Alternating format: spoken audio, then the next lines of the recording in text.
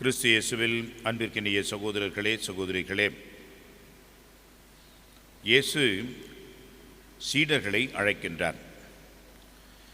ஒரு சில சீடர்களை அவர்களுடைய தொழிலிலே இருந்தபொழுது மீனவர்களாகிய அவர்களை அழைத்தார். ஒரு சில சீடர்களை அவர்களுடைய தொழில் செய்கின்ற இடம், வேலை இடம் என்ற இடத்திலிருந்து, சுங்கச்சாவடியிலிருந்து அழைக்கின்றார். இன்னும் ஒரு சில பேரை ஆண்டவர் தங்களை பார்க்க வந்த பொழுது அழைக்கின்றார். யூதாஸ் ஸ்காரியோத் என்பவரை ஆண்டவர் எப்பொழுது அழைத்தார் என்று நமக்கு குறிப்பிட்டு சொல்லவும் இல்லை. இப்படியாக ஆண்டவர் இயேசு தாம் விரும்பியவர்களை விரும்பிய விதத்திலே அழைக்கின்றார். எனவே அழைத்தல் என்பது அவருடைய சொந்த விருப்பம், அவருடைய தனி முடிவு. அவர் யாரை விரும்புகிறாரோ அவர்களை எல்லாம் தேர்ந்தெடுக்கின்றார். ஒவ்வொருவரும் ஒரு வித்தியாசமான ஆளாக இருப்பதை பார்க்கின்றோம். இன்றைக்கு மிக குறிப்பாக சுங்கச்சாவடியில் இருந்த அல்பேயுவின் மகன் லேவி அவரை அழைக்கின்றார். அவரை அழைக்கின்ற விதத்தை பாருங்கள்.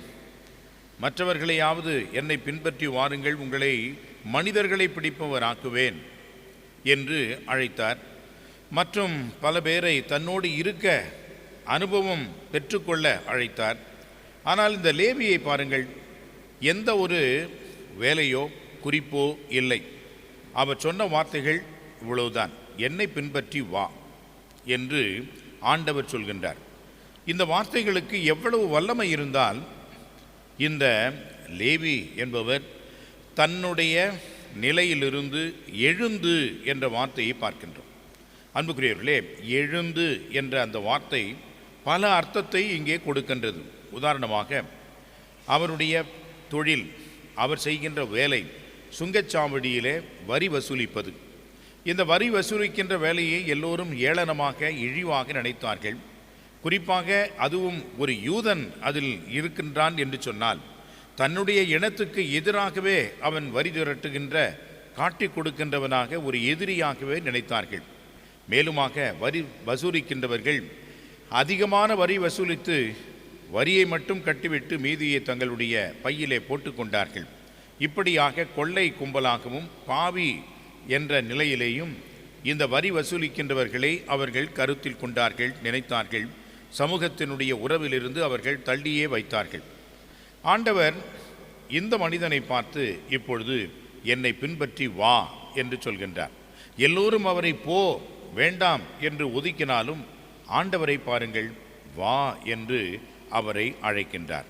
அன்புக்குரியவர்களே, ஆண்டவர் உள்ளத்தின் ஆழத்தில் இருக்கக்கூடிய ஏக்கத்தை அறிவார். மற்றவர்கள் அவர் செய்த அந்த வேலையையும் அவர் சேர்த்து வைத்திருந்த அந்த பொருளையும் தான் பார்த்தார்கள். அதை வைத்துக்கொண்டு அவர் தீயவர், அவர் பாவி, ஒதுக்கப்பட்டவர் என்றெல்லாம் நினைத்தார்கள். ஆனால் ஆண்டவர் அவருடைய உள்ளத்தின் ஆழத்தில் இருக்கக்கூடிய ஏக்கத்தை பார்க்கின்றார். அந்த ஏக்கத்தை தணிப்பதற்காக என்னை பின்பற்றி வா என்று சொல்கின்றார். எழுந்து என்று சொல்கின்ற பொழுது அவருடைய தொழில், அவருடைய வேலை எல்லாவற்றையும் விட்டுவிட்டு, அவர் வைத்திருந்த காசு, பணம், அந்த சுங்கச்சாவடியிலே அவர் வசூலித்த அந்த வரி பணம் எல்லாவற்றையும் விட்டுவிட்டு அவர் எழுந்து எங்கே செல்கின்றார்? யாரை பின்பற்றி செல்கிறார்? இயேசுவை பின்பற்றி செல்கிறார். இயேசுவிடம் என்ன சுங்கச்சாவடியில் கிடைத்த பணம் கிடைக்குமா? நிச்சயமாக கிடைக்காது. சுங்கச்சாவடியில் இருந்தபொழுது எல்லோருடைய அந்த உறவும், எல்லோருடைய அந்த ஒரு கனிவும், பழக்க வழக்கமும் இருக்கும்.